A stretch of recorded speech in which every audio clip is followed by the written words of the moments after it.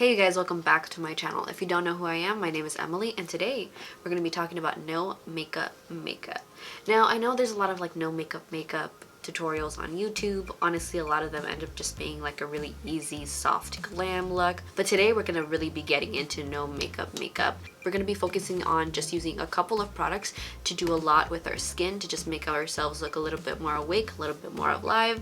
The main focus is just to enhance what we already got, not change too much in our skin, just make us look a little bit more alive with something that's going to be really easy to do in just like 5 minutes. Alright, so that is what we're going to be discussing in today's video. I'm going to be showing you guys how to get this really soft, no makeup look. Hope you guys enjoy. Let's get started. So I already have all my skincare done. I'm currently using the Causemetics Green Tea Aqua Soothing Gel Cream. I really like this one. I'm like halfway through it. It's a really thin textured water gel. And then I have my sunscreen on, of course, my Misha Essence Sun Milk. Love this stuff.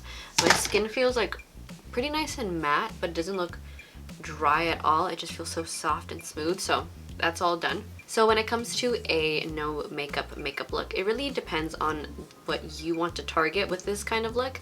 You might want to brighten the under eyes, you know, fix up the brows, color correct any redness or discoloration that you have on your skin. I'm going to be doing a couple of those things today. Obviously, of course, you don't have to do all of these steps to achieve a similar look. It really just depends on what your main concerns are. So the first thing I'm going to do is focus on doing a little bit of concealing and a little bit of brightening. So I have the ILMAKIAGE concealer. It's a very super lightweight thin concealer.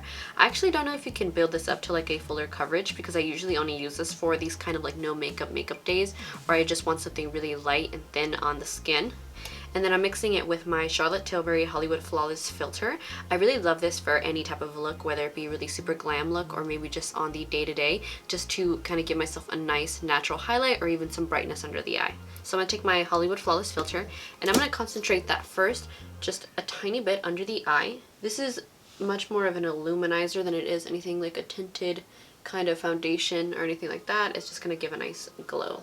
And I'm just going to concentrate that under the eye and on the high points of the cheek just to start brightening up the skin. And then I'm going to take my ILMAKIAGE concealer and I'm just going to take a tiny bit of that under the eye, mix that in a little bit on my chin and around my nose.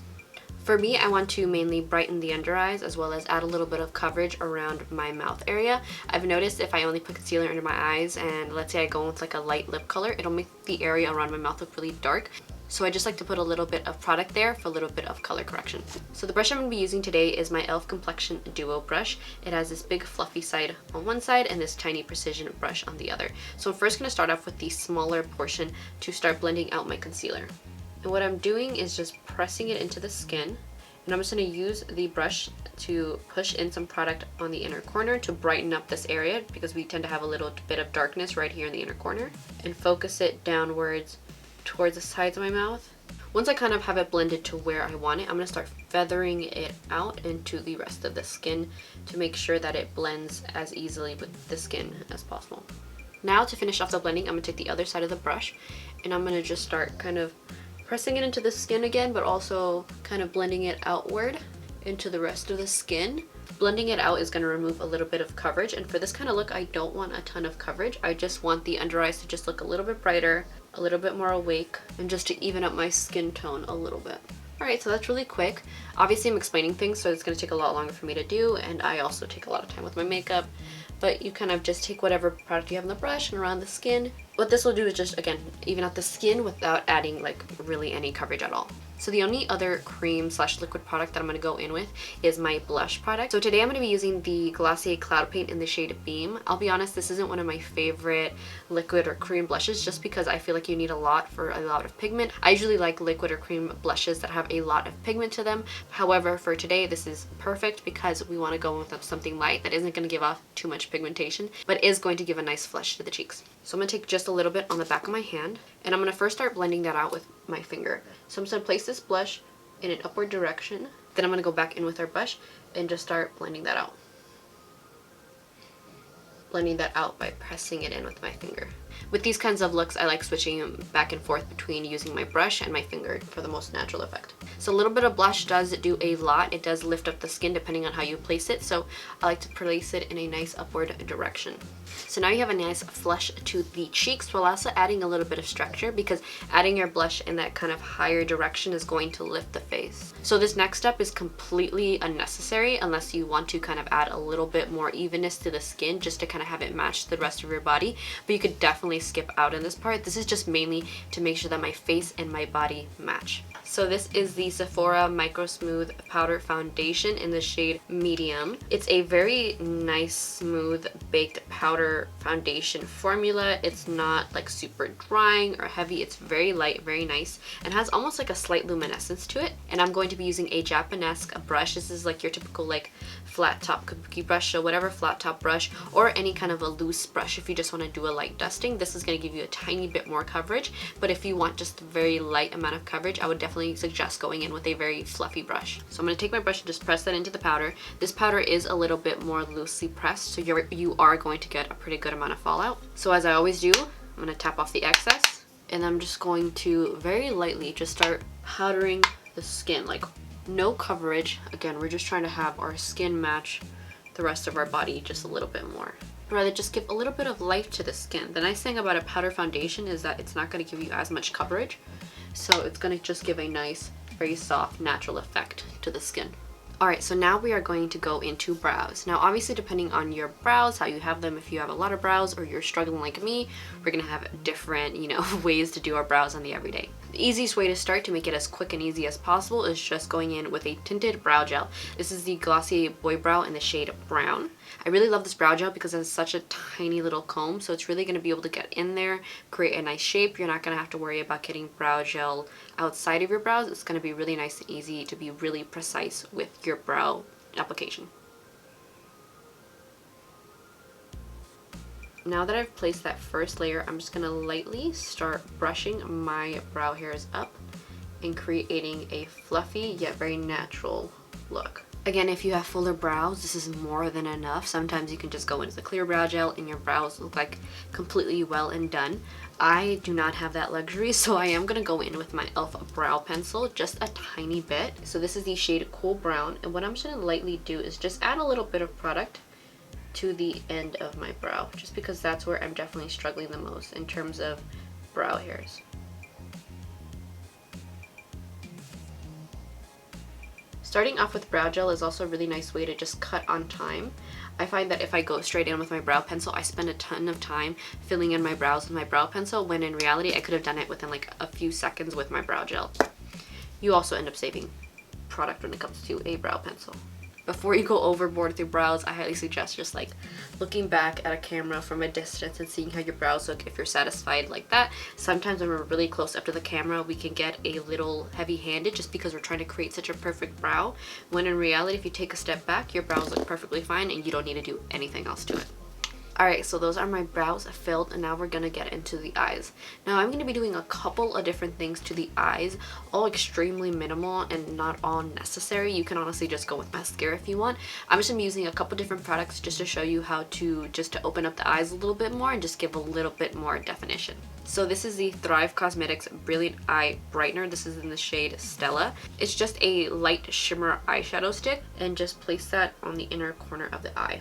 And I'm just going to take my finger and just press that in to kind of help blend that out. And it has the tiniest little effect, but it does do a lot. It just brightens up the eye just a tiny bit more, especially since we tend to have darkness right here on the inner corner. I'm also going to take a little bit on the brow bone just to give a little bit of lift. Same thing again, I'm just going to take my finger and just blend that out. And I'm just going to add a tiny bit of this to the waterline. Before we go into mascara, I'm going to do one more thing with my eyes, and that's use a brown retractable liner. So this is the NYX retractable liner in the shade Brown. I'm using a brown because it's not as harsh. You can definitely go in with a light brown as well to give a really soft effect to the eye. But what I'm going to be using this for is to add a little bit of color to my upper waterline and just a tiny bit to the outer corner of the lash line.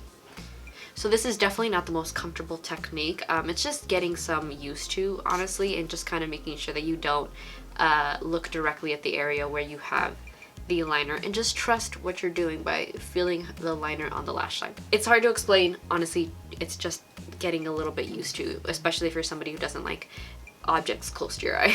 So what I'm gonna do is I'm gonna look towards the inner corner and I'm just going to drag the liner across the upper lash line.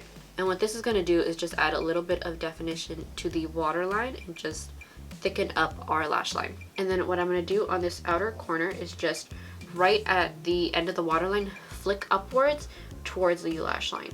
You're gonna see like the tiniest little wing, like as small of a wing you could ever get is what you're gonna hopefully have right here in the inner corner. It's just gonna define the outer corner of the lash line, do a tiny little bit of lifting, and just make your lash line just look a lot fuller. Additionally, since we aren't adding any product to the actual lash line on top, it's just going to look extremely natural and virtually unnoticeable. Alright, so I'm gonna go with mascara. This is my Givenchy mascara that I'm trying to finish up. This is definitely an area where I am not the best at looking natural.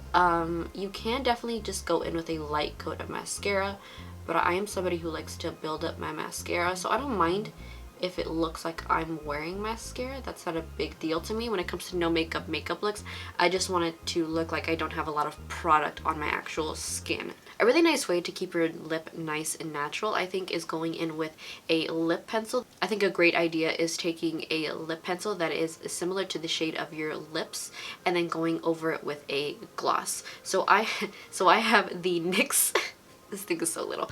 I have the NYX lip pencil in the shade Soft Brown. As you can tell, I'm at the end of it. I already have it sharpened, so now I'm just going to lightly line my lips.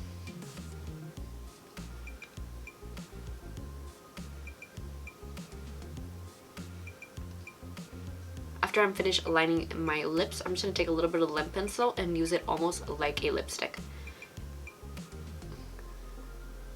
My lips are definitely a little bit more naturally pink compared to the color of this lip liner, which is more of a kind of orange browner tone nude. However, I just like this kind of a look on my lips. I enjoy a good orange brown tone nude. Alright, so now I'm going to go in with the Tower28 Lip Jelly. This is the clear shade in the shade Chill. So adding the lip liner is just going to add a little bit of longevity to the color on your lips, and it's just going to add a little bit of definition, and then the gloss obviously is easy to reapply. Okay, so the last thing I'm going to do, again, is completely optional. It is setting spray. This is the Urban Decay All Nighter Setting Spray. Although I don't have that much product on my skin, and I'm not that fearful of like this makeup look moving around because I have such little product that if I do lose any color, pigmentation, or like any coverage in any areas, it's not going to be as super apparent. However, I just want to make whatever I do have on my skin last as long as possible. So I completely forgot to record this part while filming, but I just wanted to show you guys the difference between like my look before makeup and obviously after putting on my makeup. Nothing wrong with the side with no makeup. I look fine, natural, embrace your normal self, but let's be real, the right side I just look a little bit better. So I just wanted to show you guys the difference. Alright, let's get back to it. Alright you guys, so that is my real no makeup look. Now of course you can tell I do have some mascara and my brows do look a little shaped, but again, I don't have that many brow hairs, so I do put a little bit more effort into that. If you want a natural no makeup look, of course you don't have to use all of these steps. Just use whatever you think works best for you and for your concerns. Alright you guys, I hope you guys enjoyed today's video, and I will see you guys on Monday. Bye!